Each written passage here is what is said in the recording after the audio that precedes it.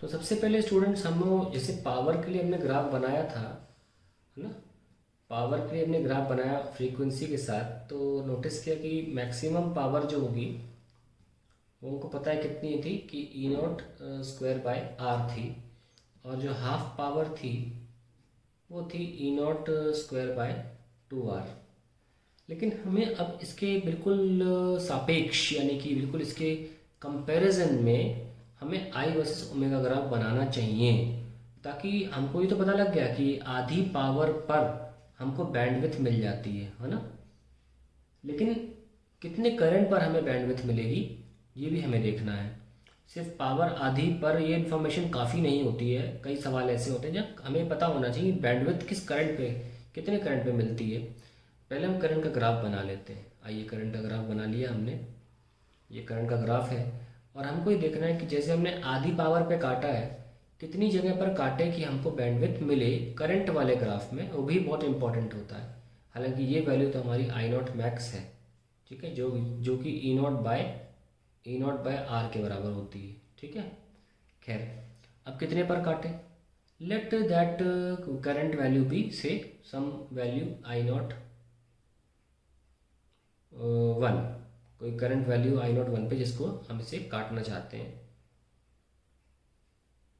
Okay, तो कोई current value आई naught 1 है जिस पर हमें मान लीजिए वो ओमेगा 1 मिल गया, तो पावर क्या होगी उसमें, आई नॉट 1 स्क्वायर आर, ये हमारी पावर होगी। बोल सकते हैं let I naught 1 be the current for which the corresponding power, ये वाली पावर बोलूँगा मैं, corresponding power is half of maximum power at resonance। तो हमने आपको क्लियरली बता दिया कि लेट कर लिया कोई आई वन होगा जिसके लिए अगर पावर लिखी जाए तो यही पावर जो होगी ये हाफ ऑफ दिस पावर के बराबर है, ठीक है। तो आइए इनको बराबर रख लेते हैं।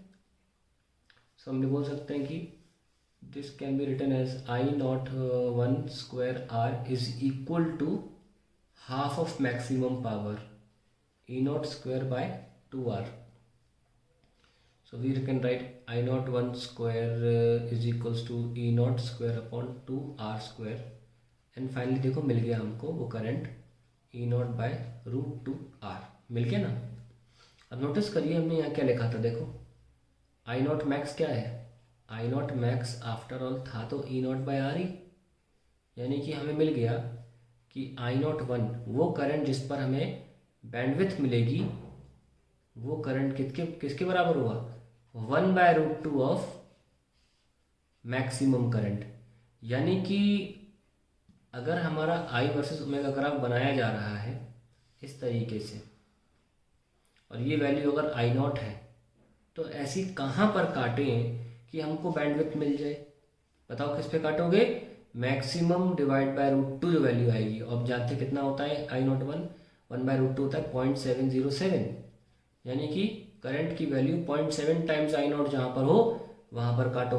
तो बिल्कुल ये आधा, ये तो आधा होता है ना, 0.7 थोड़ा ऊपर होगा, ये काट दिया, तो ये हमारी क्या आ गई, बैंडविड्थ। क्योंकि एक ही लकीर से दोनों फ्रीक्वेंसी मिल जाती है, ग्राफ सिमेट्रिक होता है। ओके, सो हमको पता लग गया कि किस करंट की वैल्यू पर हमको बैंडविड्थ मिलेगी। ये तो देखो डिफाइन ही बैंडविड्थ इस बेसिस, जो बैंडविड्थ डिफाइन की गई है ना वो पावर के बेसिस पे डिफाइन की गई है, that bandwidth at which power of the circuit is half of the maximum at reference. पर हमको ये पता होना बहुत ज़रूरी है अगर हमको क्वालिटी फैक्टर समझना है। अगर हमको क्वालिटी फैक्टर समझना है तो हमको ये बात पता होनी चाहिए किस करंट पर लाइन खींची जाए which is I naught by root 2 कि हमको बैंडविड्थ प्राप्त हो। अब हम क्वालिटी फैक्टर को समझ सकते हैं। आइए लेट अस सी।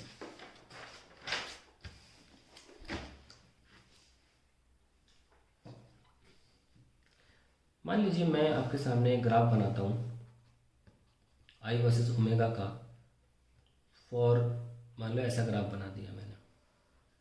आप सोच रहे हो अभी तो लंबे लंबे पहाड़ बन रहे थे, क्या हो गया।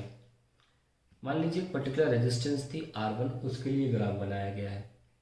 आप नोटिस करिए कि आई नॉट मैक्स की जो वैल्यू है वो आई नॉट बाय आर हुआ करती है ना। यानी कि totally I not max R पे डिपेंडेंट है। एक्स और एक्स तो उड़ गए ना, वो तो किसी काम के नहीं रहे बेचारे।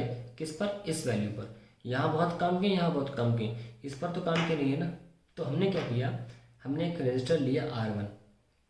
अब देखिए हमने क्या किया, हमने ये आई नॉट जो भी वैल्यू आई इसका हमने 1/√2 यानी कि 0.7, मान लीजिए आई नॉट मैक्स आ रही है 1 वाली, इसका हमने 0.7 टाइम्स आई नॉट मैक्स लिया और काट दिया ऐसे।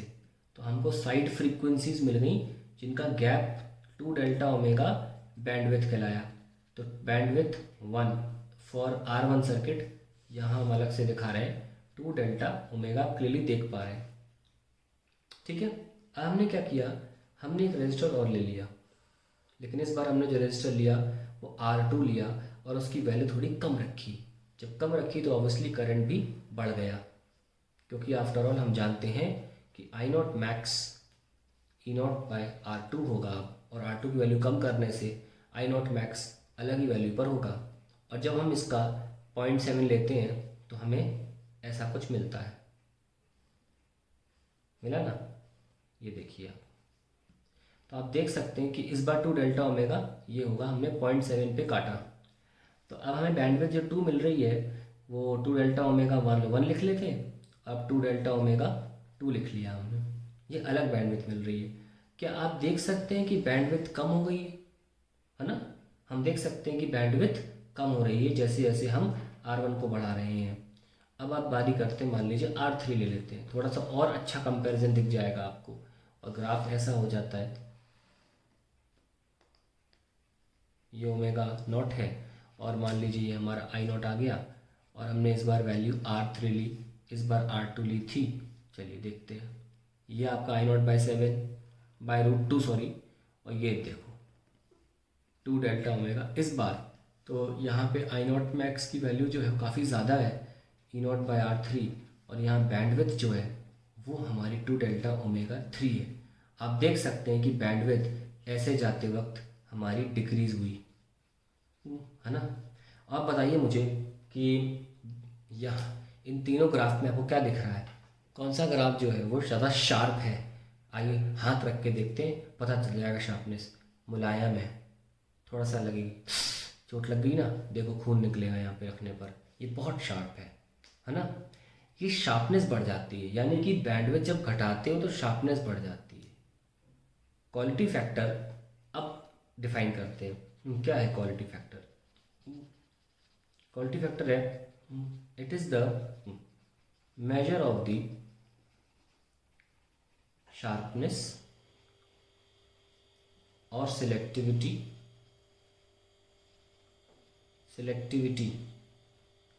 of the LCR circuit। और मैथमेटिकली देखना कैसे डिफाइन करेंगे, अभी रुक जाओ, करते हैं थोड़ी देर में डिफाइन। इट इज़ द पहले फिजिकल मीनिंग, क्वालिटी फैक्टर क्या है, it is a measure of the sharpness और selectivity of the LCR circuit. ठीक है, अब मैथमेटिकली डिफाइन करते हैं क्वालिटी फैक्टर क्या है, ध्यान से देखिएगा।